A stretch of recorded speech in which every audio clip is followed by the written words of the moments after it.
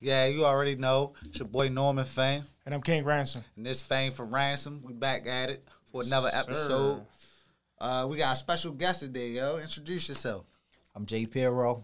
You know, been around here, Baltimore always, every day, all day. Already. Sir. So how we normally do it, we just recap the week, you know what I mean? Make sure everybody feeling good, you know what I mean? All that. Want to start? I can start. I had a pretty good week. I mean, I didn't do too much for real, you feel me? I watched the verses. But, I mean, other than that, nothing too crazy. It's the norm. That's what's up. Like my man's Norman, the norm. Yeah. That's a bar.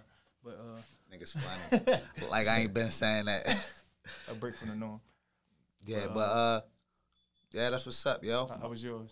My shit was pretty cool, yo. I ain't do too much of nothing, yo. I got Doug or Dog, depending on who you having this conversation with. Depending on where you from. Yeah.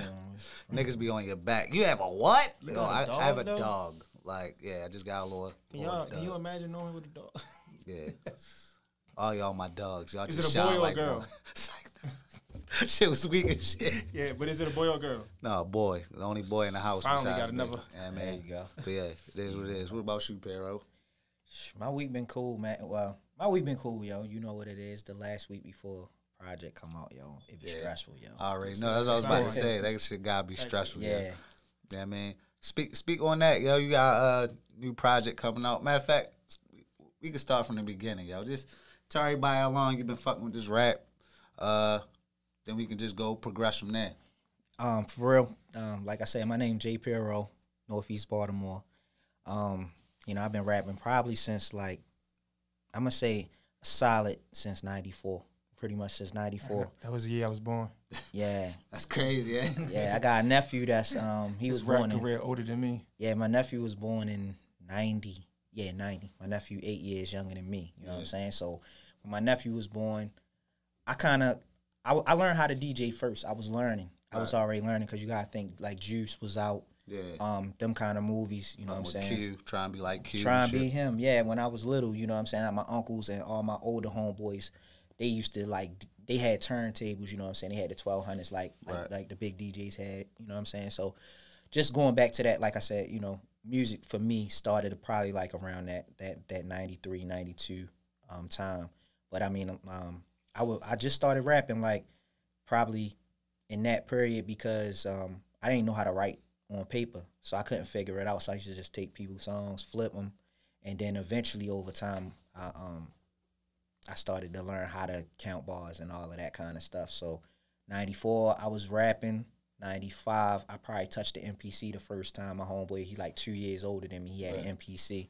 So when I first went to high school, I remember everybody used to be in school and they used to be talking about like going to the studio and shit like that. And I like, damn, I hadn't been yet. Right. But I used to make beats. So every day I leave school, go home, link up with my homeboy because his mother was in a band or whatever.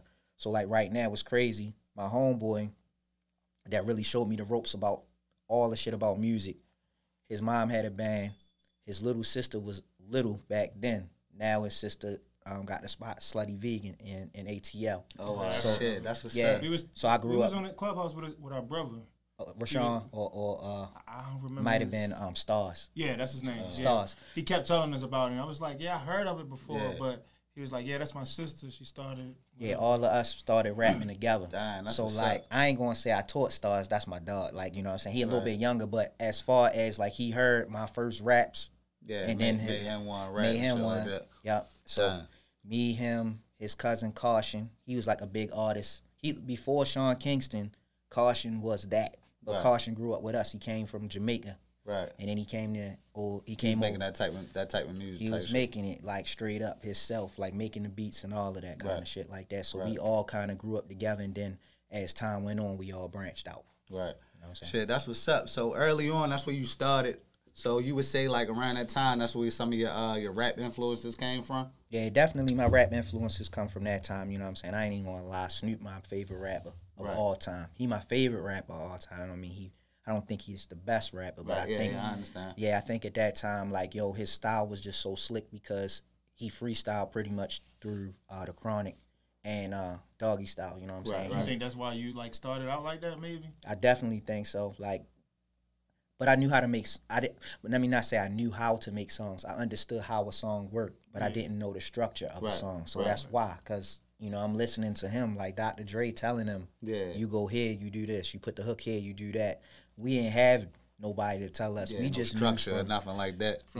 We knew it from hearing it, but we didn't understand why. Why you do it, and then why does it have to be that way? You know what I'm saying? Like now, music ain't like that. So if I'm being honest, I still don't know how to count. Count bars. Yeah, what you mean being honest, nigga? That's a fact. I thought maybe that was most people crazy, don't know how to. Nah, for real. Niggas be like, yo, give me a 16. I don't know how to rap. I don't know how to count it. I know how to count them, but if I were to write a rap, I just rap and then cut and then count the bars, and then if I stop, I stop. If I don't, I don't. That's how I do it. I'm gonna tell y'all, like, you know what it is? It's because when we was in school, like, kids was so bad in school that we probably was missing the gems and that the music teachers was telling us. So the music teacher be like, sing Wheels on the Bus. So it was like, man, I ain't singing no damn Wheels on the Bus. But you like 6 or 7. Right. But you already starting. Everybody grown. Like, oh, that's too silly for me. Right. Yo, you 6, yo.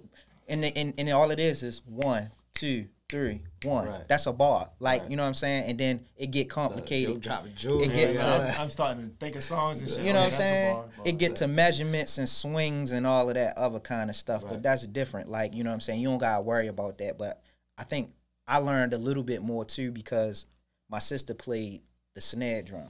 When she was going to Western, she was playing the snare drum in a band. Right. And then my mom, when I was younger, I wanted to hoop. But she sent me the piano lessons, but I never went to the piano. I went like one day. Like, so music is just in you. Like, that's what I'm saying. Yeah, my pops used to buy records every Friday whenever Friday he got paid, he used to tell me, whatever I want, he gonna buy it, and he would bring it to me. And I had like this little Fisher Price little turntable, so every Friday he would bring me a new record, and I would just play that joint, and I start scratching and doing little shit that I probably wasn't supposed to do on that joint. So in my family, music. My sister she could sing. She could sing and play the snare drum.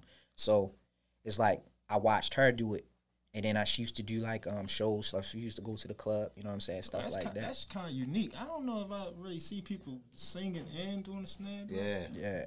Yeah, she was just always nice. Like, she was always good with something. But see, she grew up. She 12 years older than me. So when she was grown, like Rakim, LL, and them was the prime. They was popping. They was popping, and I could listen to it because it was still not too wild for me to listen to it. But by the time I got older, she kind of slowed down. Gangster rap and shit, pop, big, all that type of shit. All of that kind of stuff as that came, you know what I'm saying? So, over time, I started developing my own thing, and I ain't got no brothers, so music was the first thing that kept me, glued to something that kept me from doing the wrong thing. So a lot of times that was like my outlet. So like my homeboys, you know what I'm saying, when they might have went off into that left side or that left field, or they went the other way, I always stood neutral with that, so I never had no problem with nobody clowning me, trying to tell me like, oh, yo, you rap, or yo, you make beats. Like, nobody ain't never say that, because I was always around everything else. I just was smart enough to know, like, yo, I'm not gonna fuck up my opportunity out here. So. Yo, that's crazy that you said that, because I was just watching an interview with on $1 Million Worth of Gang. They had DJ Mustard on there. He was talking about how he was neutral. Like, he used to be able to DJ Bloods and Crips, because it wasn't like, all right, you choose a side. It was like, yo, that's what you do. We gonna support you doing that. You feel what I'm saying? So I guess that's like kind of the parallels of both of y'all doing that type of shit. Yeah, it's definitely I got homeboys that's locked up right now, like multiples. Facts. And I got homeboys that I went to like Morgan with, or ones that I you know what I'm saying, I grew up with, that was just like, not even just say smart, just was like book smart, street smart, like still street smart, but not getting caught up. You know what I'm saying? Right. So the coin for me, and I guess also that's how I've been able to stay around too, because I don't just rap in one pocket. Right. I kind of know, you know what I'm saying? Like, I was listening to who was it? I was listening to Yo Gotti. I think it was on Breakfast Club or something. He was saying how he ain't gonna sign a nigga that ain't got his neighborhood. And for me, I can't really say that. I grew up with niggas that's like 45, 46 now. Right. Whereas though I'm about to be 40. So when I grew up with them, I'm like the little youngin'. So I was always the one, I got my bike. Yo, we going on the bike together. So then I'm on the bike, I'm on the back of the bike. My homeboy riding a big bike, so I'm with them. But then I became one of them, and then now the youngins now that I grew up with, they looking at me like, oh, we with y'all, like, but we older than y'all, but y'all younger than us. Yeah, I feel you know what I'm saying. Y'all younger than us. Y'all think y'all older than, but y'all don't know what we know. You know what I'm saying. Right. You know, you do the wrong thing, you make the wrong move, and you gone. You know what I'm saying? You ain't lying. You know, so I like that's. I think like, you know what I'm saying. So I'm still in tune with the youngins, but it's just certain shit I can't do. I ain't fucking with it. Yeah, I feel you as far as like style and just morals and Yeah. all that type of shit for real. Yeah, style, even style shit. Like I fuck with like I love the fact like we wore big shit at some time. Like I wore like 38 Rockaway jeans at one point. Like, you know what I'm saying? 42s, nigga. Yeah. What you know about that? Like my last year of high school, I remember I had some like some guest workers. They was like the thing at that time. Like in 98, 99, that they was the slickest jeans, or what's the other shit niggas used to wear? It was Rockaway, Y'all think shit like that'll come back?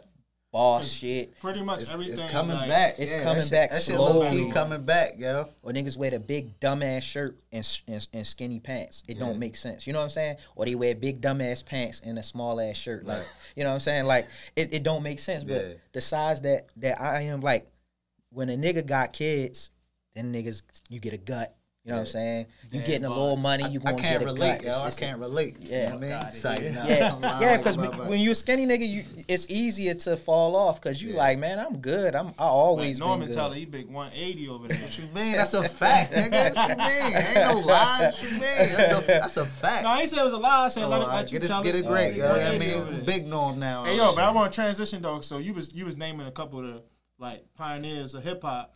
So I came across this little clip, and I just want to hear y'all thoughts on it. Pop, I feel like we're just so much more emotional about who those top 5 rappers are. Like, I love Tupac, I love Biggie, but they gonna have to move out the top 5 because it's new. People just got better. People have got better. They got it's more like accolades. But in hip hop, I feel like we're just so much more emotional about who those top 5 rappers are. Like, I love Tupac, I love Biggie, but they gonna have to move out the top 5. I just repeated it. But bro, I just had this convo. Yo, y'all agree with that? That's like a 100% fact because you also got to think about music is generational and it hit different when you live through it. But you also got to think like whatever you was going through, like we just spoke on, history repeat itself. So I'm sure another person can go through the same type of emotions or same type of feelings with another different type of artist. Exactly. You know what I mean? Right. So like our top 5 will probably be different. Right. Because But I would respect it though. You know how some people be like, oh, you like such and such, or you don't no, like but some this. shit you can't respect though, yo. Like when they be saying some wild shit like Lil Uzi or some shit. Somebody say it was a nigga like that out back then. But yeah, it might be their top 5, but some shit you just like, come on, bro. You lived in a time where it was better people. So like their shit. I mean, everybody is entitled to their opinion, but sometimes you just be looking at it like, yo, we grew up the same era, and you got this nigga in your top 5. We gotta shift the way we think of what the top 5 mean. You know what I'm saying? I think they asked Fab on $1 Million Worth of Game what his 5 was. No, I think he gave him 10. They let him get 10 off.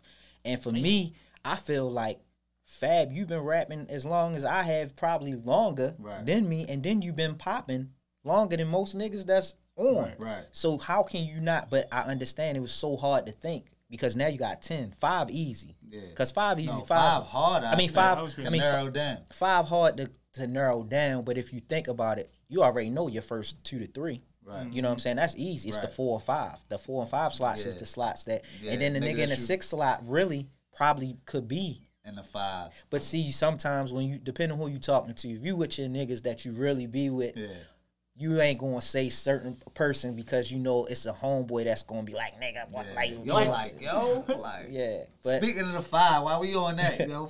Give him his 5. Now he gonna put me on the spot. We gonna give you the Fame 5, yo. Well, I ain't gonna front, yo. Like I was saying, I had a little Instagram post, so I'm a keep it all the way. I'm gonna keep it all the way 100, even for myself. Like the first mixtape I heard. Real mixtape, like not like a club mixtape, but like a first hip hop mixtape was like the Bad Boy mixtape. I think it came out like '94. Right. And the Locks did that shit the other day. And I think it's shit when they be like LOX, chest to chest, back to back, whatever that was the first time I heard Kiss, Styles, and Sheek. Right.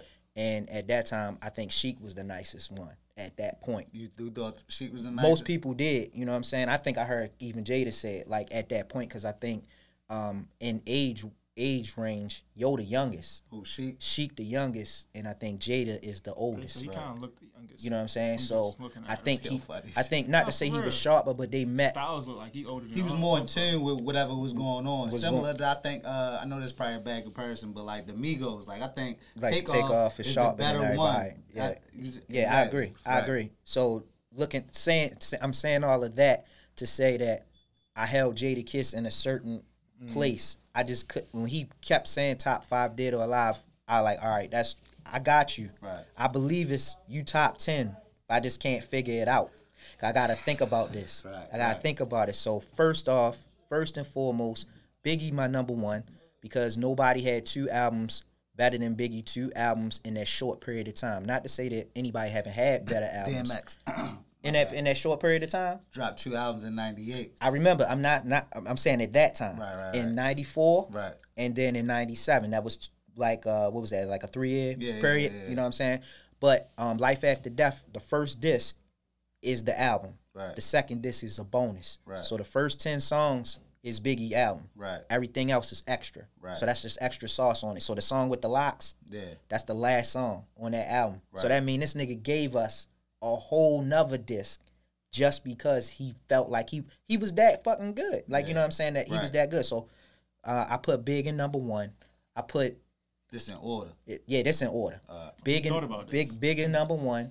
I put Jay-Z at number 2 because nobody has ever done what he did in hip hop in any category. Right. The only person as close to him right now is Nas, and niggas slept that never thought Nas was gonna get the paper that he getting now off of just being smart, intelligent, wise. And niggas forget Jay-Z had to knock Nas off the throne to even get to where he at. Right. The nigga got arguably the best album in hip hop ever. You got Illmatic, but I like it was written better. I think it just made more. So he ain't get 5 too then. Nas number 3. Oh, wow. Nas number 3 to me. Number 4 is so fucking hard for me because a lot of niggas that do things now that's far as like that's wild, but still giving you that they sharp, like they smart, but they still street. They still hush. They do hush shit, but they still an intelligent nigga. They still they fuck with the women. They gonna get the ladies. They gonna have their niggas with them. They gonna enjoy life. You know what I'm saying? So I always gotta still put Tupac in my top 5 because nobody did that shit like him, and this nigga really embodied everything. East Coast shit, West Coast, every hood fuck with him. You know what I'm saying? Like, you know what I'm saying? And he didn't really glorify the gang. He never said he was blood. He never said he was Crip. Right. He never said that he was from the Bay, though. The Bay really wasn't on that shit like that. They wasn't really with that, but he was protected by blood. You know what I'm saying? So however, he was protected pretty much everywhere he go, because even when he went to New York, the Crips was fucking with him. So, you know what I'm saying? He was good. So, I mean, I put Tupac 4 because he's just influential as shit. Number 5 is very hard because my favorite group is Outkast. So, it's like, I would say Andre, but then it's like, yo, your work. Right. Where's your work? He's so complicated. He don't got no solo album to itself, with the exception of like The Love Below, and that shit ain't really hit. Yep. It shit was more like an R&B album for real. Yeah, so when it came to that 5th spot, that's when I said to myself, like, bro, you got LL. Nigga got like 10 albums. Yeah, he was influential in the culture, but did I really grow up on LL? Yeah, that's what I was about to say. Like, I ain't never... You know I heard LL when he was more so radio hit. LL was like Bow Wow. What Bow Wow is. Yeah, exactly. He was 15, 16. Him and Jay-Z damn near the same age. So you got to think, all of that time, his influence on the culture is huge, but it's like, it's not the same. When it comes to me, I'm looking at more the rap part. I'm looking at the impact of how other niggas want to be like you for doing that. Right. And that's why I said I had to move Kiss up, because that's why I put him in my 5s in the 5th spot. You got to look at it. My God. When you put him in the 5th spot, you got to look at it. First album, Locks album, wasn't that great. It was on Bad Boy. But Kiss had some joints on there, some verses, some memorable verses. You know what I'm saying? He had verses on there. We Are the Streets came out. That shit changed rap forever. As far as battle rap, the way that Pockets, it's no Cassidy without We Are the Streets. Right. You know what I'm saying? It's no J Mills without We Are the Streets. It's no you are what's the shit, the battle shit that niggas watch? URL and all the other offsprings of URL. Yeah. It's none of that. The grams is white, the whip is tan, niggas all rap like that now. The shit is 20 years later, niggas is still doing that. That's why I say Kiss my favorite rapper, yo, hands down, yo. You know what I'm saying? Like, when they came out to the first song out the We Are the Streets, at that point, I was like, yo, fuck it, yo, I gotta get the verses. The first song they played on the verses. Yeah, when they did "Fuck You" on the first, they came first out song off the verses. When they came out to that first song on that album, for real. It's kind of like, yo, they basically telling niggas y'all lost already. We here and we ain't playing right. with y'all. Yeah, but look, see how fucking interchangeable it could be though. That song was to Diddy for real, and then what they applied that shit to the Dipset. Right. So right. I mean, I hope you never make it. Fuck you. Talk with a heart full of hatred. Fuck you. Yeah. Look, rap the whole shit. I didn't want to because Kiss my favorite rap. I could probably rap damn near every Kiss verse from around a little period of time. And that's why I said he's number 5. The clarity of the way his bars came off, right? It's only 3 rappers that was that clean to me. That the clarity in their voices, like Black Thought and I caught on Black Thought late. Black Thought, the clarity in his raps. Jay-Z and Lil Wayne. Right. It's only 3 niggas that's really and even the clarity in that shit. Nas shit like that, Bean shit like that. It's they very particular about the way that they use their words and how that shit sound on a beat. And how it hit. How it hit. Yeah. Yeah. So what you think? I fuck with your top 5, you know what I mean? So I like how you had the breakdown for everyone though. Yo. Yeah, I ain't going to it's a thought process. It's a thought process. Usually when we say Fame 5, it's like off the top. It's like damn, but you already had that. Niggas be on the spot, can't really give you that 5. Yeah, you can't. Yeah, you can't just blurt out no 5, especially if you ain't like me, man. I watched Rap City growing up and all of that kind of shit. Like, it'd be a disrespect to niggas who really paved it. And it's probably niggas here. It's niggas here that really been around like that. So I mean, you know what I'm saying? You can't. Niggas you definitely get busy too on that rap shit. So sometimes that should be interchangeable for me though. I ain't gonna lie. But yeah, we speaking about the verses though. What you think about the verses? What you think about the verses though? Like who you think won? Even though I already know niggas' answers, I just still. Bruh, I'm not even gonna bullshit you, dog. When it got to that point when he did the "Who Shot You" freestyle, son, it was over at that point to me. And the crazy thing is, Dipset, I believe they have real influence on me understanding music. You know what I'm saying? Understanding that the mixtape is important. You know what I'm saying? To rappers, I think mixtape important. I think what you wear is important. Niggas don't even understand that. What you wear, how you dress. Yeah, they definitely had an influence on how you a culture. Got niggas wearing pink, all that type of shit. Shit, the way them niggas like. Now I ain't gonna say they late, but it's New York influence. So like the big ass leather Avirexes and the jackets and shit, and the the way they wear their Timbs and shit like that. Right. All of that, like Dipset definitely influenced niggas. But you gotta think, I'm just as old as Dipset. Right. I'm probably like 2 years younger than them. And Joel's, Joel's. Yeah, Joel's younger than us. Yeah. You know what I'm saying? He probably right before 40. He probably like 37, 38. Yeah, that's right. That's right where I'm at. Yeah, so you know what I'm saying? I'm just saying locks, you know what I'm saying? It's other shit, you know what I'm saying? I read a lot. I look into shit like you know what I'm saying, Jada and Styles wrote Benjamin's verse. Yeah. So they got that record. Mm-hmm. Right. These niggas was killing them with the back and forth songs. Yeah. So the Band for TV verse. Yeah. What verse is better than that? Just off of freestyles and mixtape shit. And I'm saying like I told you earlier, yo, I'm like, yo, you think he had somewhat of an advantage since he did the verses and he kind of like know how to, you know, play to the crowd. I just think he's more of a fan of the culture, yo. Yeah, exactly. And it was because it was more than the music at that point. It was like all the other shit that he was doing, all the disrespect. Yeah. It was. And he was rapping his songs. He wasn't rapping over the voice. Too. Like that's the essence of hip hop for real. Plus their mics, Dipset mics wasn't right neither.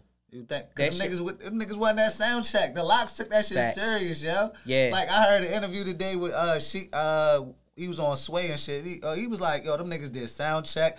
That Who Shot You shit. Yeah. He picked that shit that day. They wasn't even planning on doing that shit. I went back and listened to the Who Shot You. So you know that freestyle came out in like 08 or 09. And that shit was towards 50. Yeah, exactly. That's what I'm saying. Yeah, that's crazy. So they said, I don't know for people that's watching the podcast and shit. I mean, y'all understand, y'all do podcast shit. I mean, music and audio type shit. So they said Kiss had the WAV files versus niggas who just had the MP3. Right. So an export of it. So meaning he went back to the actual session that he recorded it in. And that's why all of those shit, like the beats was hitting like that. Right. You know, Dipset, I mean... They so just re-recorded them so the bitches can sound more crisp and clear? No, like he went back to the session. So like if you in Pro Tools or whatever you use to record, so let's say like your vocals is on there, all they basically going to do is mute your vocals. Right. So then they re-export the beat itself. Right. Meaning he ain't go on like...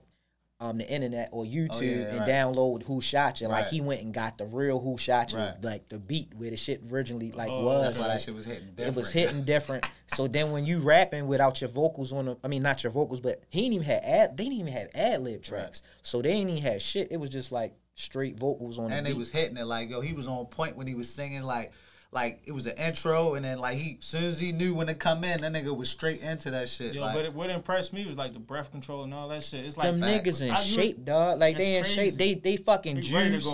They be hitting the bar. You seen them on a little giving niggas a it's like damn. Yo, but another thing though, like don't get it twisted, yo. You know that verses is different. You can't just play songs, yo. Because I feel like some of them Dipset songs would have hit if they would have played them at certain times and would have like delivered them differently, like how the Locks was delivered. But that's the thing, though, yo.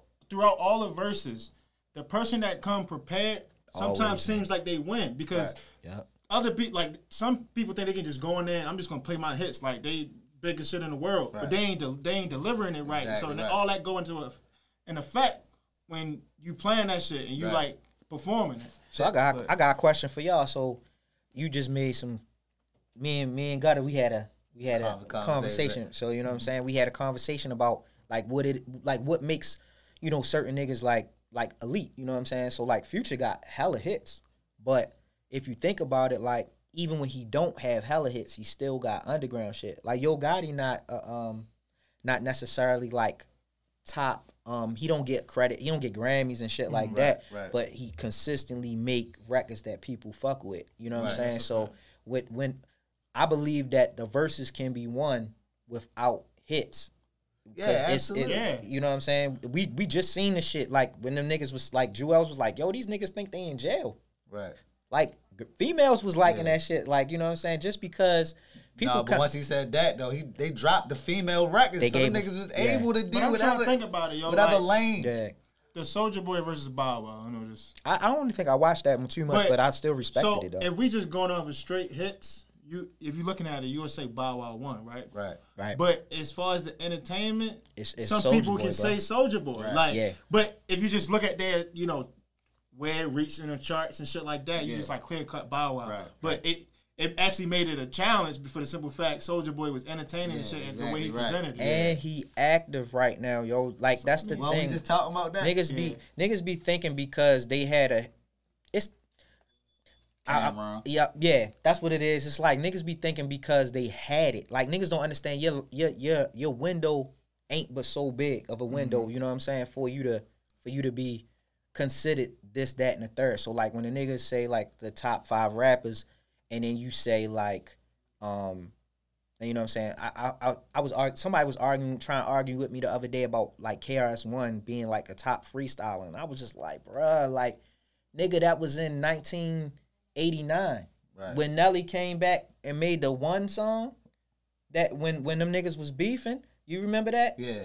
So this like when Rock the Mic and all that shit was out. So this one like State Property was. You said Nelly? I ain't hear that one. So listen, I'm learning everything, bro. Look, Nelly had a diss track going at So you was born in 94, right? Yeah. So you was born in 94. So I used to go to Philly and shit like that when I was this like 01. When the Blueprint came out. So when the Blueprint came out, me and my homeboys, I was in the group with like Zeke. Me and Zeke was in a group together. Right. So niggas used to go to Philly. And literally, I used to be, like, in the clubs, me and him, and we used to be freestyling against niggas from, like, Philly. Like, niggas that's on. Like, and they would come check you out and shit. Like, so the niggas Dutch and Spade, they would come through there. You know what I'm saying? It's a nigga in the Roots. He like not the main, but he was like another nigga. He would come through, and then like a lot of Philly niggas that's still around, they would come through, but they older now. So you know what I'm saying? So Nelly made this song called One, because KRS basically said niggas is rapping, but they not saying shit. I think I heard something about that. So he made the record One, but the record was hard because niggas didn't think Nelly could rap to Nelly, like I ain't think Nelly. I heard Nelly used to rap, and then he just started getting. They made him change his. They made him change his style, like how Puffy made Mace. But yeah, I remember him rapping, but I'm saying like they was beefing. This is before Country Grammar, right? No, this after. Because then what happened was because Nelly snapped on KRS One, the nigga was on the Rock the Mic remix. Right. So niggas forget that it don't fucking matter if it don't like that shit don't matter like what kind of music you make. Right. It's if what's going to entertain people and keep people captive. You know what I'm saying? Like that. If you ain't keeping niggas want to listen to it, they ain't gonna listen to it. Right. You know what I'm saying? Shit, that's a perfect segue to talk about. You got an album ready to come out called Lost Tapes 2? Lost Chapters 2. Oh, Lost Chapters. Yep, Lost Chapters. You know what I'm saying? I had an album when I was in high school. The shit was called Lost Chapters 1. So we used to be a group called MEP, Making Everything Possible. And before when we first came out, when we first put the shit together, like everything was on tapes. So the first shit we had on CD was Lost Chapters or whatever. Right. So this like 99, 2000. So me and Zeke went to Morgan, and my other homeboy Dark, he went to Coppin or whatever. So this around the time like everybody was battling each other. So me and Scar, we would have our little battles. Then Lo start rapping. Then my homeboy would be up there with Lo. So then Zeke and Los would go at it. Then me and Los would go at it. So like everybody was always doing the shit with each other. Like just going at each other, sharpening steel. That's all it was. Right, still sharpening steel. Still sharpening steel. So we had Lost Chapters 1. So I felt like at this point, you know what I'm saying, I always loved being in a group, but being in a group also, the way our group worked was kind of similar to the Locks. It was kind of the same way.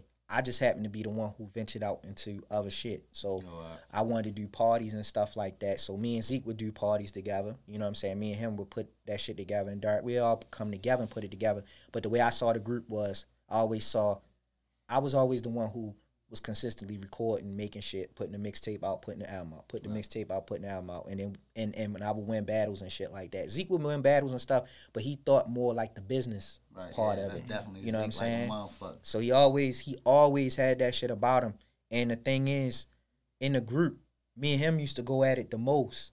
But we used to go at it the most because I could see what he could be. He could see what I could be, but we couldn't see it at that time. Right. But then it became a point where one day we just like, yo, I'm glad you stayed on me, yo, because if you didn't, you wouldn't be doing what you're doing. Exactly. I wouldn't be doing what I'm doing. Facts. And then, so our other homeboy, he was kind of neutral in the middle. He did a little bit of both, but he really cared more about making beats and the sound and making shit right. He's still involved in that shit? Yeah, so basically, he is the main producer on my project, you know what I'm saying? Okay. So, yeah. That's dope that you still got that long relationship, you still working with the same people and shit like that. Yeah, man, it's hard to let people go that, you know what I'm saying? Not even let people go. It's hard to leave people.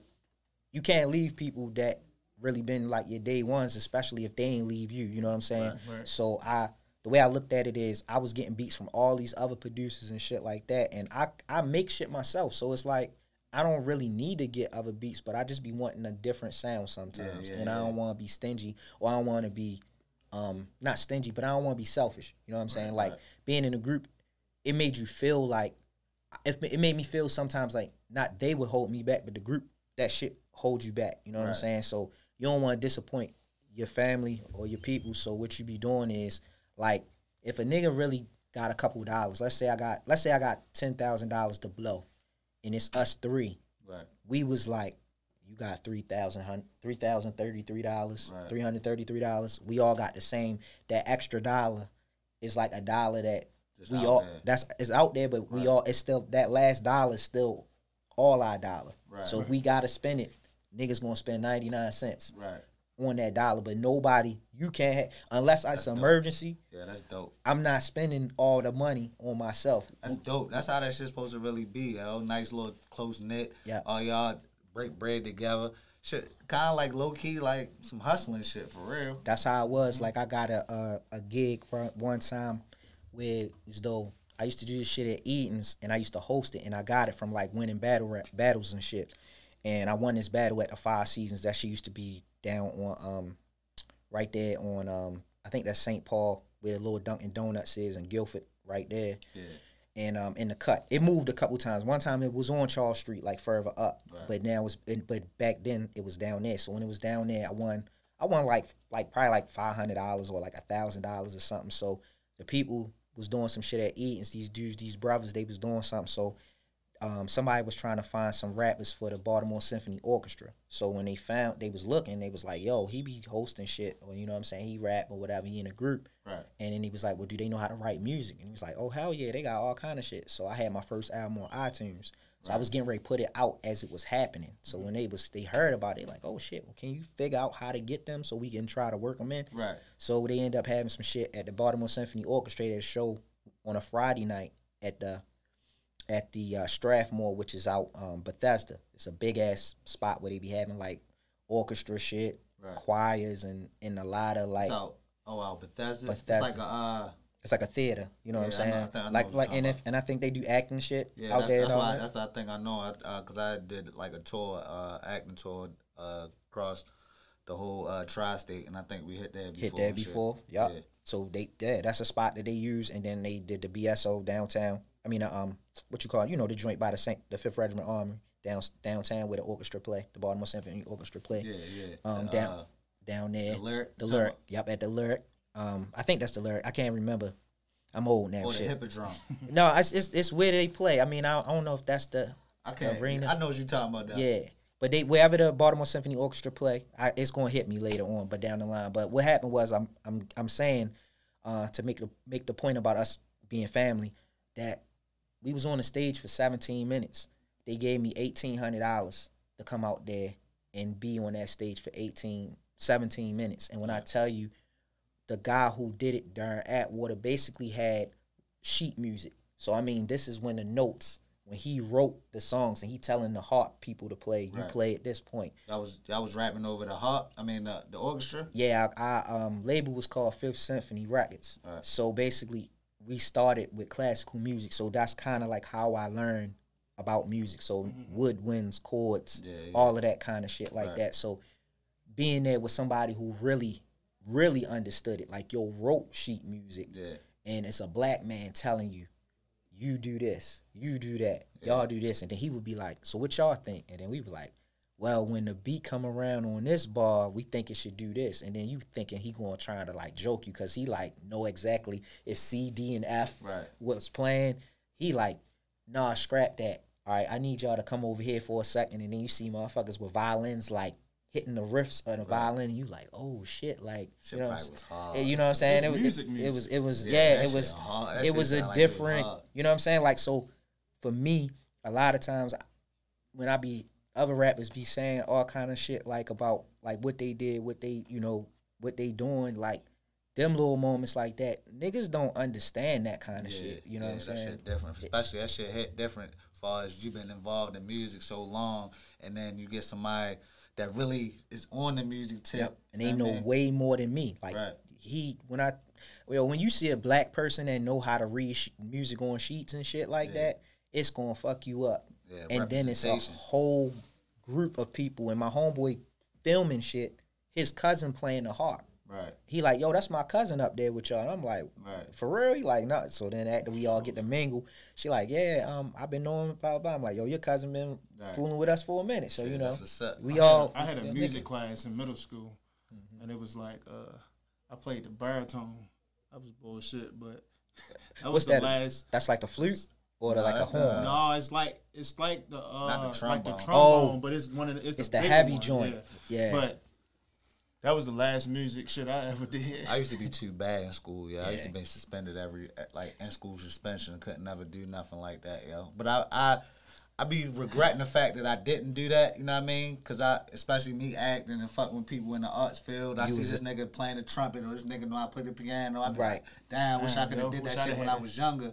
like, because you know they offer you that class in school. I don't know if they do that shit now. They do. But they offer you in school, so my sons do that. That's what I'm saying. So it's simple as hell, and I should have took advantage of it. But that's how I feel with when I see niggas who know how to draw, draw or paint shit. Yeah.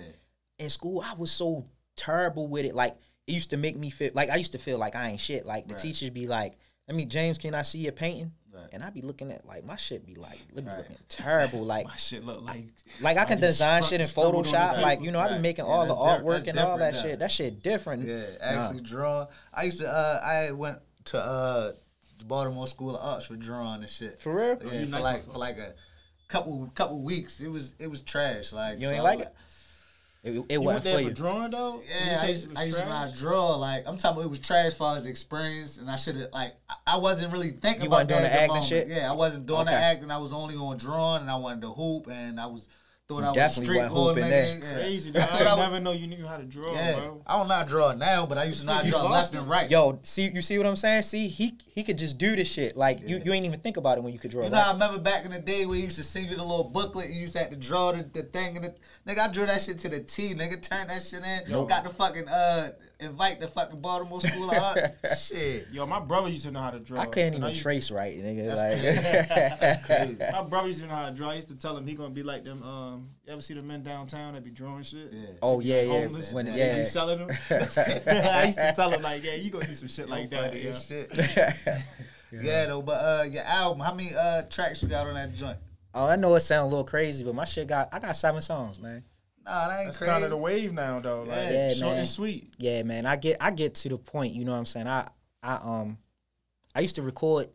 At one, it was a point where I think I just got kind of tired of fucking with music, like just as far as just being like trying to be the rapper, the person people look at or whatever. Yeah. And I start recording at his studio or whatever. Like, you know what I'm saying? It was me, Boss Man. He had the studio or whatever, and then my man Dio, he pulled me in or whatever. So that's like Boss Man. That's they right hand homies and whatever. Right. So and I grew up in the same area as them, just a little the northeast side. So I think at one point we felt like you know what I'm saying, and I was always cool with Heavy Gold too.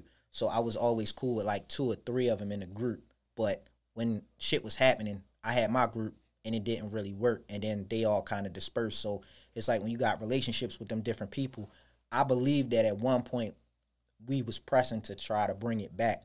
Yeah. But if they bring it back, it's like you bring it back with me, and then one man might be out. Right. So like Dion might be out. That was the other nigga that was nice. Right. And the other and Tone was cool too. So Tone always, when I would see him, he always showed me love. So now it's like you bring us back, bring everybody together, and we just do a big group with 6 people. But I don't think on some slaughterhouse type shit. Like we could all get on the same page. So what was happening while I was in there, Dave East come through there. So I'm recording this nigga in the studio, just recording him. So I be watching niggas. So I'm like, I'm watching niggas pop because I'm seeing the nigga from Dipset come through the studio. Yeah, niggas sound like Biggie. I mean, who he sound like? Yeah, the nigga sound like Biggie, don't? No, he sound like Jay-Z. That's what I'm talking about. Oh yeah, like Dave, like Jimmy would bring. You know, he would be here too. Jim Jones would be here, and I would always miss when the things was happening to put me in a place to be. And so it was like, then I started once I recorded, and then like 2 years later I seen Davies, and then he was the one nigga that would be cool with a couple of niggas from Dipset would come. Yeah, I would be sitting there saying to myself like, yo, I really, what am I doing? You know what I'm saying? That's not fixing it. So then I just start taking it a little bit different, and then start saying like, yo, it ain't about how many songs you make. It ain't about like all of the, you know, the money shit. Yeah. It's more about the content. Exactly, and then I just focus on the content. So that's why my shit's 7 songs. My shit's 7 songs because I don't waste no time. Like, I don't got time to be doing no crazy shit over the beat. I ain't trying to do 50 million ad libs. I'm not trying to be this person. I'm not trying to be that person. I can only do what I know over what I got to work with. So, you know what I'm saying? I just try to keep my shit short, concise, under 30 minutes. Because most niggas right now, they on pills, they on lean. Yeah. Their fucking attention span ain't even probably on the wavelength of what I'm talking about anyway. Right. You know what I'm saying? So if you a nigga, I feel like I make shit for everybody. I might make some trap shit. I might make some rap shit that make you think. I might make some shit that make your grandmother, your mother fuck with it. That's all that on the what you call it, EP album? Yeah, more EPs now. I don't really do albums. I really say that like the full album be like 10 plus. You know what I'm saying? I got an album that's like 14 songs, and that's like probably my best one. Yo, whenever you ready for me to jump on the ones and twos, you know what I mean? I got a few bars, you know what I mean? The way I look at it is, I think I look at it the same way. Like, I think that's how Wu-Tang was looking at it, and I think Dipset applied that shit too. Right. Because they had Freaky Zeke on the song. Right. Just to have more in there because it's like, we gotta use everybody we got. Yeah. You know what I'm saying? And that shit might end up hitting. It might be something, you know? Exactly. I mean, that's like you. Like, when you was on The Wire, I ain't know you. Right. You know what I'm saying? So when I seen you on there and shit, I'm like, oh, damn, nigga, there's this thing on there. So then a couple years later, how the fuck you my man, exactly, you know, homeboy, you know what I'm saying? Exactly. So I look at it like that. And I always wanted to do some acting shit. I only was like in plays and shit like that. Yeah. But I think for some of us, like, certain shit come natural, and then other shit you gotta work hard. Right. You gotta work a little harder to get to it, you know what I'm saying? Definitely. Yo, so I got a question that I normally ask like every guest, right? So you ever got to the point, I know you was talking about it a little bit, but you ever got to the point where you was like, I'm done with this shit. I'm ready to do something like 2 weeks ago. For real? Yeah, like, no, I'm probably bullshitting about saying, you say it, you know what I'm saying? Yeah, some days you wake up, you know what I'm saying? I got twins, yo. I got 2 sons. My son's 7, and my sons already started telling me, like, they want to play the drums or they want to learn how to make beats and shit like that. That's intriguing, but they 7. You know what I'm saying? 2 weeks from now, they might tell me. Like, my son, one time, he told me they wanted to be gamers. And I'm like, the fuck, you want to be a gamer? Right. Like, you can do that shit now. Like, we can get to this now. Like, you know what I'm saying? You gotta wait for that. You don't gotta wait for that. So I don't never want my kids to think like, you know, you gotta wait to be something or somebody. You know what I'm saying? So I try, the question you asked me, I try my best to, like, I try to stay positive and shit. Like, as much as I can, yo, like, try to knock all of that, all of the naysayers and all of that. I'm gonna tell you, like, I really experienced a situation where it was like somebody felt that I wouldn't stream the numbers that I'm probably doing right now. I mean, I ain't saying I'm doing like 100,000, but I got a song right now called The Old Kanye, right? So I ain't used no special playlist or nobody, paid nobody. Like, that shit was at like 15,000 or 20,000 streams, like, in that first, like, 6-month period on just Apple Music itself. Now, that's just on my Apple Music. That don't count Gutter Apple Music. My Spotify was at, like, 35,000 when I checked, like, 2 days ago. Right. So now my shit, like, 35,000 in Apple Music. So when you look at it, we probably at, like, 100,000 streams individually for that one song. You know what I'm saying? And then I made, like, I produced a record for, I think every time I be like feeling like I'm about to quit, some shit just randomly happen. You know what I'm saying? Start happening. So, like, I was like, I don't even feel like making beats no more. I was about to just sell all my beat shit, and then Gutter was like, yo, I need a big feature, and then he hit the nigga Raheem Devon up. So he hit him up. Oh, you did that? I made the beat. Dang, I didn't know that. You know what I'm saying? So that's crazy. I didn't know you did that beat. Yeah. Yeah, I made the beat. So I was getting ready to move to where the spot I live in now. And I ain't had shit in there. I just had a fucking table like this, like a regular ass table I had from iKid. And I put my laptop, the little joint I be making the beats on, the shit Timberland be using. If y'all ever see when he be making beats sometimes online, I had that and my laptop, and I sat there, made the beat, because Gutter cousin was supposed to sing the hook, but he died. So we made that song to basically say we did it for him, you know, when he died. And his daughter so we could make it for her. And then they could have it at the funeral. We put it in the casket. You know what I'm saying? It's just something that like almost like a time capsule. You know what I'm saying? But when Gutter reached out to him, he said he would do the record. So literally, I sent it back to him, and then later on that night, yo did the song. He sent the song back the same damn night. Yeah, he definitely did, because he was telling me play by play when that shit was going down. Yeah. So when he did that, that made me say to myself, damn, if I got a record made in one day. I've been making beats this long. Like, my first placement was with Sparks from State Property. So I made the beat for Sparks. Well, I didn't make the beat for Sparks. I made a beat CD for PD Crack. I took the beat CD to PD Crack in D.C. I met PD Crack. I met up with the nigga, him and his manager, like, straight up. I met him at, like, a Kansas Fried Chicken or Kentucky. Not Kentucky, but you know the hood fucking chicken spots. Kennedy's, Kennedy's, like whatever. All of them shits look the same. So I met Chris and Neef, Oskino, and Sparks was asleep. So Petey was the only one up. So when he answered the phone, me and my homeboy that produced this album pulled up on him. I gave him the beat CD. The nigga called me like a week later, like, yo, I'm going to use the beat. But the problem is we can't put an album out because Rock about to split.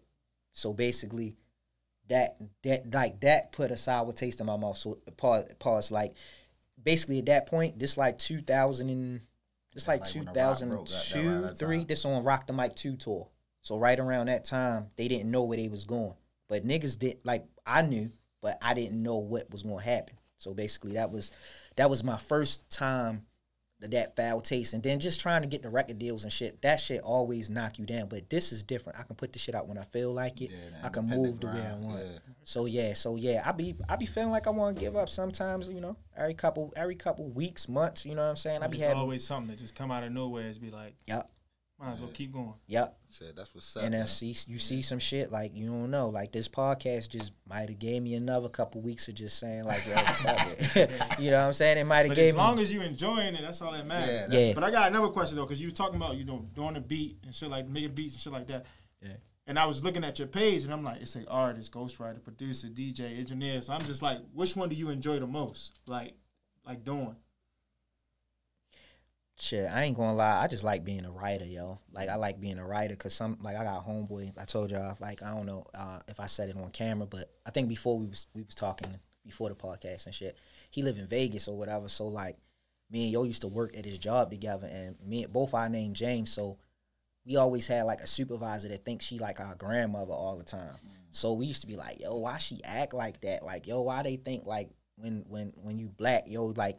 You need somebody to wake you up, tell you to be to work on time. Like, why they making sure you came back from lunch on, like, that kind of shit. So we used to be just, like, making jokes. And like, yo, we can make a whole, like, little sitcom off this shit. So my homeboy like, man, I'm about to do comedy. Right. So sometimes, like, he'd just tell me some of the jokes that he be saying, or, like, not jokes, but, like, the little, like, you know, skits. You know, they write jokes, but it's more than, like, what we think a joke is. So it'd be like a whole page or something. Exactly, right. I know exactly to get the joke out. Right. So sometimes like the shit that I would think about like battle rapping or saying against niggas when I'm rapping, I started to turn it into other shit. So like I make a whole scenario. So like if my female friends tell me shit, I be listening to it.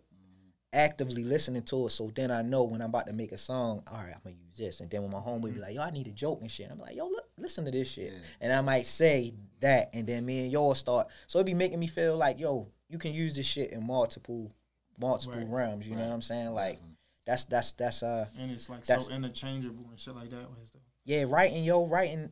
When I was in school, yo, they used to slap my hand because I'm left-handed. You know what I'm saying? You couldn't write with your. And I went to a private school the first year of school, so they used to hit my hand with a meter stick because you're supposed to write with your right hand. They say the left hand the devil hand. Dang. You know what I'm saying? I ain't never heard that. So I used to. I mean, I was never left-handed either. But. Yeah, private school shit, yo. So I got up out of there, so I ended up going to city school after that. But my mother got me in city school. But I would have left too.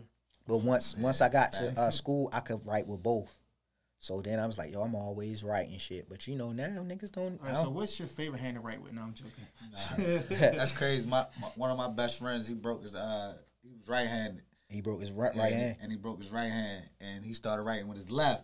So I was like, it was my man. Like, I want to be like, and I started writing with my left. So I know I write. You can do both? Yeah, I can write with my left and my right. So you really not left-handed? Can you shoot with your left? I can do everything with my left. That's my left phone. I can lay up and my shoot. left phony as shit. Like a jump shot is phony. But my layup good though. Yeah, some floaters. Yeah. Deep floaters, not no threes. Oh, right. I definitely shoot no three. That ain't gonna happen. So hold up. So you right-handed though. So but you write with your left now. I could write either one, depending on how I feel. When you just straight pick up a pencil or whatever, or a pen. If I got time, I probably write with my left. If I want to do it fast, I'm gonna write with my right. So you just pick and choose? Cause look, yo, we live in a crazy world. I don't know what it's like, yo, because I just pick up that shit. We live in a wild world that niggas is not even writing no more. Niggas is typing, so I don't never want to forget. Yeah. So that's why I do both. Like, I ain't even gonna lie to you. Like, they teach, you know, they stopped teaching kids cursive now in school. Yeah. Like, so I just be wanting to just still know how. You were just talking about a nigga talking in cursive. Yo, funny. Hey yo, so this funny and shit. So I taught city schools for like a year and a half, right? What, music? No, I ain't teach music. I taught math. I was good at math and shit. So when I was teaching, I'm on a board. I turn around and write on the board, so the kids like looking at the shit I'm writing because it's like a drill or assignment, you know. Because I was like at first I was a substitute. I was a substitute at first, but then the teacher had a baby, so then I became a long term sub. So then when I became the long term, they liked me, and then they kept me, and then they made me a job like the next year. So while I'm writing on the board, like the first 2-3 weeks, the kids like looking at me, they like, yo. They like, yo, why you writing in cursive? And I'm like, they like, we don't know what that mean. I'm like, what you mean you don't know what it mean? It's the same letters. It's just like connected. I can read cursive, but that shit definitely fuck me up sometimes when I just randomly see it. I be like, that's crazy. I be like, yo, what the fuck this say? I taught 6th grade though, so they was babies, so they basically was coming from the 5th. Yo, when you start learning how to write cursive? I think sometime in elementary. I learned. I got skipped in first, so I got skipped in first. So I learned I was in first, but I went to second. And the girl I sat next to, she taught me how to write. So, like I tell her all the time, like if it wasn't for her, my shit would have been fucked up because I got to sit next to her and watch it. So I had an extra year to learn it. You know what I'm saying? Yeah, I was bad as shit. I failed the first. I ain't even gonna lie to you. That story is a real story. We tell the story. I failed the third. No, but see, my mother made me go back, so I did that shit twice. Right. I did the first. But it's crazy though, yo, because when I got the middle, she skipped you, and then you just was like, nah, you ain't. Nope. So I did the first. I did not the whole first. I did half. You could just skip. I got to like Christmas, and they found out I could read, so they made me read the teacher's guide. Right. So and I was bad too, so it was like my mother a teacher, so she was like, they said we gonna put your mother we gonna call your mother if you don't read the teacher's guide. They said if we gonna call and ask her, can you read it? Right. And then if you read it properly, we gonna promote you to the 2nd grade. So they got like 3 teachers. I wish I'd have had that. And they put my ass on the spot, and they made me read the teacher's guide. Like they had the shit in their hand, and I had to like look on the book and like read it. And I read that shit straight through because my mother taught me how to read a little early or whatever. Right. And then I did like right after Christmas, like when the school year, like you know when you come back from winter break, I went to 2nd grade, and I was in 2nd grade from like January to the end of the school year. Then my cousin. He going from 2nd to 3rd, so all of them go to the next wing. Right. And then I tell my mother like, "Hey man, I'm about to go to that next, you know, to." She ain't want. She like, "No, the hell you not. You gonna be back in the 2nd grade again." Look, I failed because my mother was in the army, right? And she I was living in Germany for a little while, so my first language, wow, that's crazy. That's like you a real movie star. My first language was German for real, so I moved over here, and I couldn't speak English. Like my cousins talk about me all the time. Like speak German. I do not know the guy who this podcast. I never speak German no more, but that used to be my first language, so they held me back, and I was bad because I couldn't really understand. Fake ass Kobe story. So niggas failed me like yo, I can't speak English, and then I had to do another year. First grade. Damn, yo, you know that's the most like first grade, the most impactful year of your life, yo, in school. That shit was impactful. Said I lived in Germany. My black ass. I didn't know that. Yo, my black ass straight. Damn, yo. So you like Idris Elba and them niggas like you know funny as shit. Yeah, I can't say none of that shit. What's the other nigga that's on Snowfall? My man, his last name Idris too. Yeah, I know your first name. It's coming. His last name Idris though. I know you talking about. I think it's TV. Though, I think it's crazy. I know what Snowfall is. I don't know who y'all talking about. You know the main nigga, Franklin. Yeah, Franklin. So I think it's crazy that like they always pick like the hardest like you know Stringer was hard. He was dope as shit because he was smart, but he was in the street. So the nigga was going to college part time, right? But he was like number 2 man. You know what I'm saying? And then Franklin was smart as shit too. But these niggas didn't really speak English. They had to be taught. Like, if you listen to Franklin, when he talk. He nice, though, with it, though. He's talk slow as shit, though. You know what I'm saying? Like, if you go back and listen to him. You ever watch All American? Somebody just put me down from over there, too. Right. Them niggas is nice with it. Yeah. I just was thinking about that for you. Like, I'm thinking, like, it's natural because you've been you've been around Baltimore. So, it's different for you. You don't got to learn how to talk it. You born and know. When you came here, it's like niggas just set you here for I just can't believe that, yo. I'm fucked up right now, yo. He said something earlier, and I'm like, yo. What, you thought that shit never was knew this. Like, no, I'm just saying, like, you just. introducing some new shit that I never knew about you. Got a whole what else, yo? life, What else you did? Shit, yo. You know the first black astronaut? Yeah, that's you. No, that wasn't. Oh, you and your Soldier Boy shit. Yeah, Soldier Boy. I was the first to do this. No. I was the first actor to come from Germany. No, though, yo. But we definitely appreciate you coming through, yo. You got any more questions for my man, yo? Nah, I mean. I just wanted to say this episode 57 though. We definitely say that. Yeah, I forgot. Yo, we always plug. All right, whatever episode it is, we always relate it to like a sports figure. Or okay. So at the time, but 57 is Mosby, right? Mosley. Oh yeah, CJ Mosley wore 57. Yeah, Bart Scott wore 57. Yeah, man. So we can go either one. Baltimore linebackers though, man. You got something that stick out with number 57? No. 57. It just remind me of football number, linebacker number. You know what I mean? Alright. Ain't no basketball. I don't think no basketball. I don't know no football. You never know these basketball players now. They have some dumbass numbers. Different. Hell yeah. But yo, plug your social medias and all that. My Instagram is